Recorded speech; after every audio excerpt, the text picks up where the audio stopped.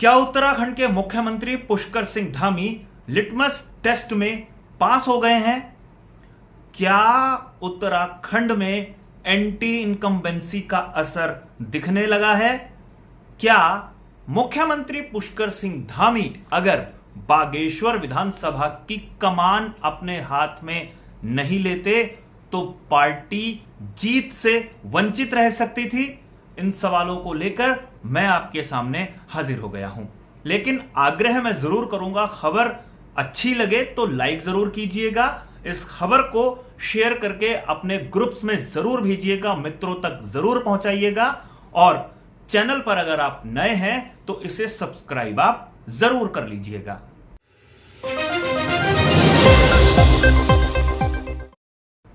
नमस्कार साथियों, मैं हूं मनमोहन भट्ट। हर चुनाव की तासीर अलग होती है, हर जगह के समीकरण अलग होते हैं, हर बार चुनाव में प्रत्याशी अलग होते हैं, पार्टियों के एजेंडे अलग होते हैं, प्रचार करने की रणनीति भी अलग होती है, इसीलिए परिणाम भी कई बार अलग अलग देखने को मिलते हैं। लेकिन फिर भी चुनाव पर चर्चा, चुनाव के परिणाम पर चर्चा हमेशा ही होती है और यही चर्चा के लिए मैं आपके सामने आ गया हूं। बागेश्वर विधानसभा चुनाव भारतीय जनता पार्टी 2000 से ज्यादा मतों से जीत गई है। पार्टी उत्साह मना रही है कि जनता ने उनके कामों पर मुहर लगा दी है।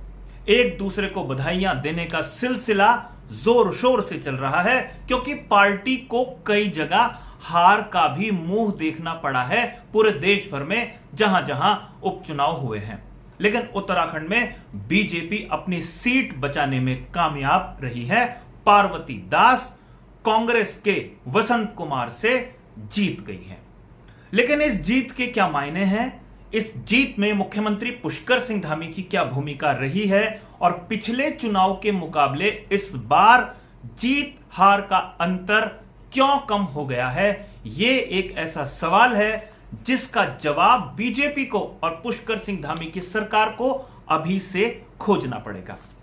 पिछले 5 विधानसभा चुनावों में बागेश्वर में जीत हार का क्या अंतर रहा है और वर्तमान संदर्भ में यह अंतर कितना है, इसको समझना बेहद आसान है।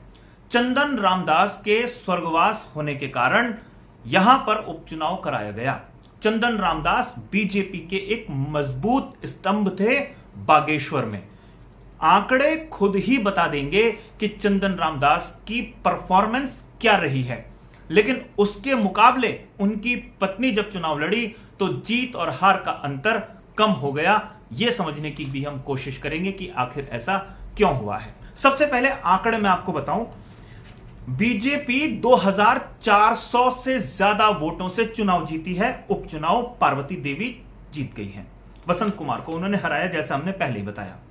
अगर हम 2022 का चुनाव देखते हैं तो चंदन रामदास को 43% वोट मिले थे और जीत और हार का अंतर 12000 का था।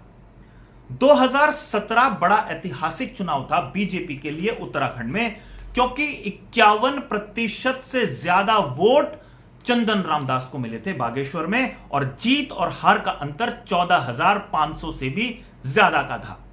2012 में भी चंदन रामदास ने जीत हासिल की थी, 39% वोट उनको मिले थे, लेकिन जीत हार का अंतर इस समय सिर्फ 2000 था। याद रखिए, 2012 उस साल था जब बीजेपी कांग्रेस से एक सीट कम रह गई थी और कांग्रेस सरकार बनाने में कामयाब हो गई थी। यानी कांग्रेस की सरकार बनी थी, बीजेपी एंटी इनकम्बेंसी में भी बेहतर परफॉर्म कर पाई थी और चंदन रामदास उस समय भी अपनी सीट बचाने में कामयाब रहे थे।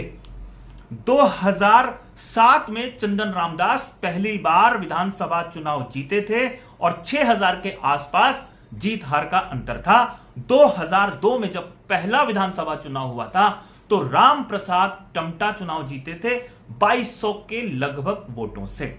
यानी अगर हम 3 चुनाव को देखते हैं, 2012, 2002 और 2023, इस समय जीत का अंतर लगभग 2000 से 2400 के बीच में ही आता है। और जब जब बीजेपी की सरकारें बनी हैं तब तक जीत हार का अंतर 6,000 मिनिमम 2007 में था और 2017 में तो 14,500 था।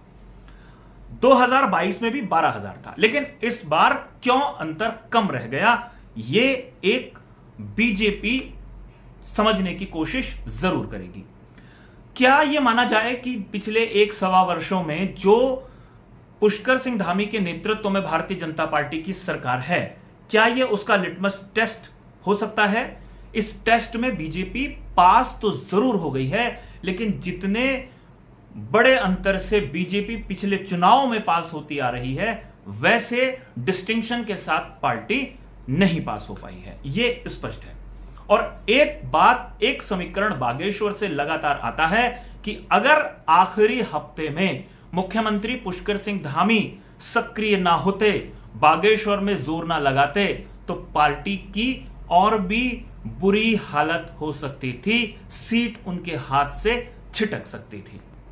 वैसे हमने कई बार देखा है कि पिछले चुनाव में कई बार मुकाबला त्रिकोणीय रहा है। इस बार मुकाबला सीधा सीधा आमने और सामने का था। भारतीय जनता पार्टी को टक्कर देने के लिए सारे कांग्रेसी एकजुट हो गए थे। आमतौर पर जब विधानसभा के सामान्य चुनाव होते हैं तो सारे प्रत्याशी अपनी अपनी सीट बचाने में व्यस्त रहते हैं, लेकिन इस बार पूर्व मुख्यमंत्री हरीश रावत से लेकर तमाम विधायकों ने, कांग्रेसी विधायकों ने अपने प्रत्याशी को जीत दिलाने के लिए एड़ी चोटी का जोर लगाया और सारे विधायक, कांग्रेस के सारे पदाधिकारी एकजुट होकर बागेश्वर में डेरा डाले रहे। इससे भारतीय जनता पार्टी की भी परेशानी थोड़ी बढ़ गई, क्योंकि ऑब्जर्वर जो बाहर से चुनाव को देखते हैं, चुनाव के बारे में अपनी रिपोर्ट चुनाव आयोग दिल्ली तक पहुंचाते हैं, उन्होंने भी कुछ सख्ती इस तरीके से कर दी थी कि बीजेपी चाहकर भी अपनी मनमानी नहीं कर सकती थी। इसलिए सरकारी मशीनरी के दुरुपयोग का आरोप कांग्रेस बीजेपी पर नहीं लगा सकती थी। लगाने की कोशिश जरूर की गई, लेकिन जब बीजेपी के प्रदेश अध्यक्ष महेंद्र प्रसाद भट्ट ने एक चिट्ठी चुनाव आयोग, केंद्रीय चुनाव आयोग को लिखी, तो इससे पता चला कि बीजेपी भारी दबाव में है और वो दबाव का असर इस परिणाम पर साफ दिखाई भी दे रहा है कि जितनी आसानी से बीजेपी बागेश्वर जैसी सीट जीत जाया करती थी, वहां उसे जीतने के लिए एड़ी चोटी का जोर लगाना पड़ा। यानी कांग्रेस की एकजुटता ने बीजेपी को परेशानी में डाल दिया था।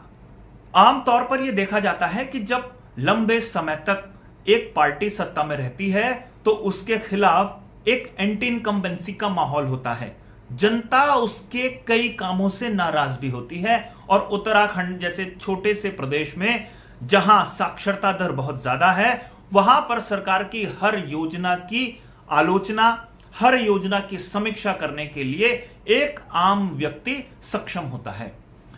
नैनीताल हाई कोर्ट के कई फैसलों ने राज्य सरकार की किरकिरी कराई, ऐसा भी लोग बताते हैं। और जो पहाड़ों में अतिक्रमण हटाओ अभियान चलाया गया, उससे ग्रामीण क्षेत्रों में खासतौर पर लोग नाराज हुए सरकार की कार्यप्रणाली से।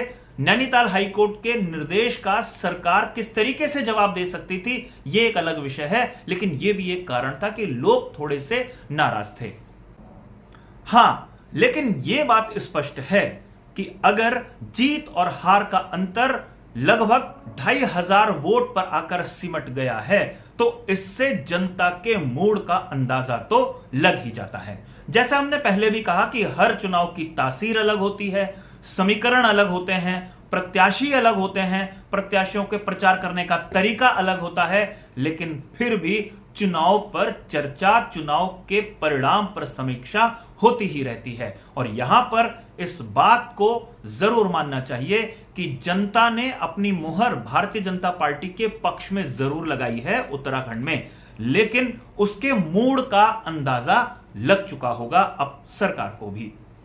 आखिर में बस मैं इतना कहूंगा कि जीत तो जीत ही होती है, भले ही वो डिस्टिंक्शन के साथ ना हो। जो जीता वही सिकंदर की कहावत यहां पर फिट जरूर बैठती है, लेकिन एक चेतावनी भी जनता ने सरकार को दे दी है।